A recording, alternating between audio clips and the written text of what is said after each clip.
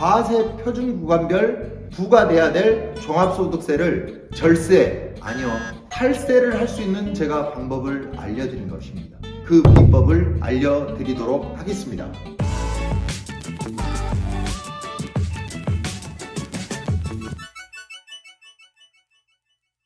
안녕하십니까. 온라인 컨설턴트 중국무역 전문가 바이킹입니다. 자, 오늘 이 영상은 여러분들이 수입 무역한 금액에 매출을 뻥튀기 해서 여러분들이 종합소득세를 하나도 납부하지 않아도 되는 그 비법을 알려드리도록 하겠습니다. 이 영상 끝까지 보시면 여러분들도 무역의 전문가가 될 수 있습니다. 여기서 종합소득세라는 것은 우리가 물건을 판매하면 매출이라는 게 발생되잖아요. 이 매출에서 매입을 뺀 금액을 우리는 소득이라고 생각을 하고 국세청에서는 과세 표준 구간별로 종합소득세라는 걸 부과를 하게 되는 거죠. 그런데 매출보다 매입이 크다면 납부해야 될 소득세는 없겠죠. 어떻게 하면 조금 납부할 수 있을지 한번 알아보도록 하겠습니다. 야, 올해 코로나 팬데믹 때문에 매출도 많이 늘지 않았어요. 또 매출은 많은데 막상 내가 번 돈은 얼마 없다 이거예요. 여러분들 다들 그런 고민들을 하고 계실 텐데요. 저를 찾아오시는 많은 분들이 그런 고민들을 하고 이런 이야기들을 한 것을 바탕으로 과연 이것이 절세일지 탈세일지 이것에 대한 인지를 못 하시는 분들이 너무 많더라고요. 여러분들에게 쉽게 알려드리도록 하겠습니다. 여러분들 수입무역 많이 해보셨죠? 요즘은 대중적으로 아주 쉽게 LCL을 통해서 저렴한 가격에 수입을 하고 있는데요. 그럴 때 여러분들 어떻게 하시면 되냐면 관세청에 수입 통관을 할 때 인보이스에 제품 신고 단가를 부풀려서 많이 적는 거예요. 예를 들어서 하나에 10달러인 제품을 100달러로 신고를 하는 것이에요. 다시 말하면 수입 원가가 하나에 10달러인데 그걸 100달러로 신고를 하는 겁니다. 이 제품 1000개를 이제 수입을 해 온다고 가정을 해보면 인보이스상에 이 제품의 단가를 100달러로 기록을 했기 때문에 100달러짜리 제품 1000개를 수입을 하게 되는 그런 상황이 발생이 되는 것이죠. 세관장이 발행하는 수입세금 계산서에는 1억이라는 금액이 찍히는 거고 그것이 곧 매입자료가 된다는 것입니다. 혹자는 이런 말을 해요. 1000만원 수입하는데 그 제품을 1억이라고 신고하면 아니 관세가 그만큼 더 많이 나오는 거 아니냐? 라는 이야기를 합니다. 그렇게 되면 관세 납부하면 내가 훨씬 손해인데 과연 그렇게 하는 사람이 어디 있어? 라는 이야기를 합니다. 과연 그럴까요? FTA 협정으로 관세가 0이 되는 제품이 어마어마하게 많습니다. 지금 보고 계시는 이런 제품들처럼 기본세율이 있고 맨 오른쪽에 있는 부분이 협정세율로 관세가 0이 되는 것을 알 수 있습니다. 협정관세 0%가 되는 HS 코드별 제품군만 선별했는데요. 종류가 너무너무 많아서 대충 이렇게만 작성을 했고 여러분들은 이 정도로 많구나 이렇게 생각하시면 될 것 같아요. 그러니까 관세를 하나도 납부하지 않아도 수입세금 계산서 상의 매입은 1억이 찍히는 것이죠. 결국 여러분들은 1억에 대한 과세 표준 구간별 부과돼야 될 종합소득세를 절세, 아니요, 탈세를 할 수 있는 제가 방법을 알려드린 것입니다.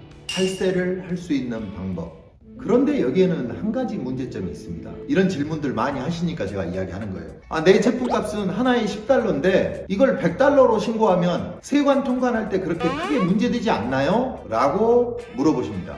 본격적으로 탈세를 하고자 하는 마음이 있기 때문에 그런 질문을 하겠죠. 세관 통관 시에는 전혀 문제되지 않습니다. 왜냐? 세관에서는 관세 부과를 목적으로 만들어진 청이기 때문에 여러분들이 신고하는 제품 가격에 언더밸류, 무슨 말이냐면 제품 가격을 낮게 신고하는 것에 대한 예의주시만 할 뿐이지 여러분들의 제품 가격을 높게 신고하는 것을 신경 쓰지 않습니다.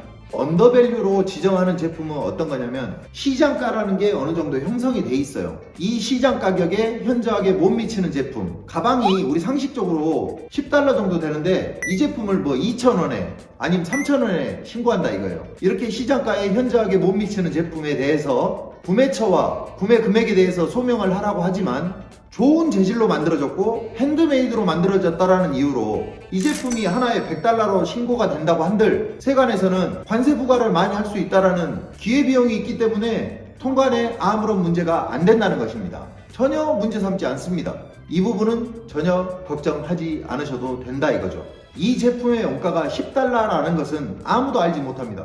세관도 알지 못하고 나도 모르고 며느리도 모르는 것이죠. 관세는 하나도 납부하지 않고 여러분들은 세관장이 발행하는 수입세금 계산서로 매입자료가 만들어진 것입니다. 그렇기 때문에 여러분들이 이제 매출이 아무리 많아도 엄청 몇십억, 몇백억이 된다고 하더라도 여러분들은 이렇게 인보이스를 뻥튀기 해서 수입한 내역만 갖추면 앞으로는 종합소득세 하나도 납부할 일이 없다는 것입니다. 그런데 중요한 것은 절세가 아니라 탈세라는 것입니다. 제가 지금 말씀드린 내용처럼 아주 쉽게 탈세를 할 수 있는데 현재 우리나라에서 사업소득으로 종합소득세를 납부하고 있는 이런 분들은 바보여서 이런 방법을 모를까요? 아니면 알고 있는데 안 하는 것일까요? 그것도 아니라면 지금 알려준 방식대로 하면 매입자료 인정이 안 되기 때문에 안 하는 것일까요? 세관장이 발행하는 수입세금 계산서만으로는 국세청에서 바라볼 때 완벽한 매입자료 입증이 안 된다는 것입니다. 세관장이 발행하는 수입세금 계산서만으로 매입자료가 다 잡힌다면 우리나라에 세금 낼 사람 아무도 없습니다. 여기 보시면 세관에서 발행한 카탈로그가 있습니다. 반드시 수출자와 수입자 간의 직접적인 무역송금 기록을 가지고 있어야 한다. 구매대행 회사에 돈을 지급하는 게 아니고 수출자한테 수입자가 돈을 송금하는 무역송금 기록을 반드시 가지고 있어야 한다 라고 나와 있습니다. 제 주장이 아니고 관세청의 주장입니다. 무역대금의 결제, 수입, 수출대금은 본인 명의로 거래 상대방에게 외국한 은행 등을 통해 지급하거나 수령하는 것이 원칙입니다 라고 나와 있어요. 여기 위반하기 쉬운 주요 유형이 있습니다. 거래 당사자가 아닌 3자에게 지급하는 경우 무슨 말이냐면 중국의 A사로부터 수입을 하면서 이 물품의 대금은 다른 사람한테 지급하는 것을 이야기하고 있습니다. 쉽게 말하면 내가 이 제품을 수입 통관을 하는데 이 수입 통관하는 제품의 대금은 누구한테 준다? 구매대행 회사에 주고 있잖아요. 그게 불법이라는 것이에요. 이런 외국한 거래법의 처벌을 받지 않게끔 하기 위해서는 반드시 수입자, 내가 수입 통관해야 되잖아요. 그러면 내가 수입 통관할 물건의 제품 대금을 누구한테 줘야 된다? 수출자한테 준 기록이 있어야 된다 이 말입니다. 이렇게 하지 않고 타인을 이용한 거래 자체를 거의 대부분 환치기 계좌를 이용한 거래라고 간주하고 있다 이거죠.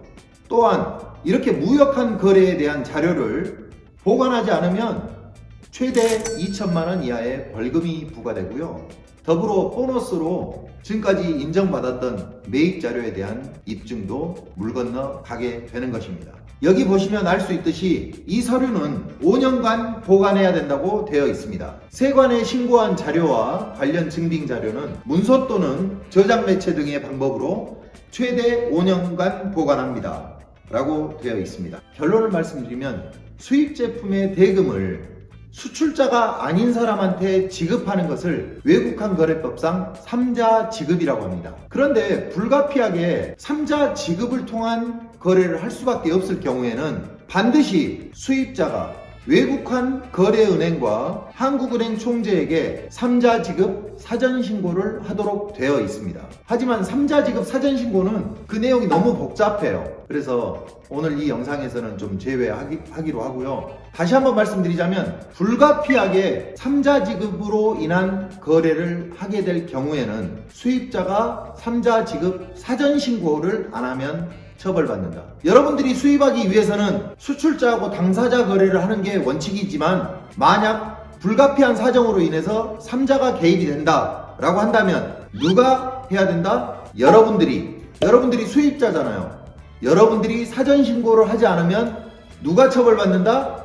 여러분들이 처벌받는다. 명확한 팩트 짚고 가셔야 될 것입니다. 그런데 이 3자 지급이라는 것이 실질적으로는 거의 불가능합니다. 왜냐? 이거는 수출자가 동의한 서류가 있어야 돼요. 아무튼 이 내용은 너무 복잡하니까 이 영상에서는 제가 좀 배제하도록 하겠습니다. 아무튼 거의 불가능하다. 그러니 실질적으로 수입되는 제품의 대금은 반드시 수출자에게 직접 송금을 해라. 수입자가. 그 기록은 5년간 보관을 하고 있어야 된다.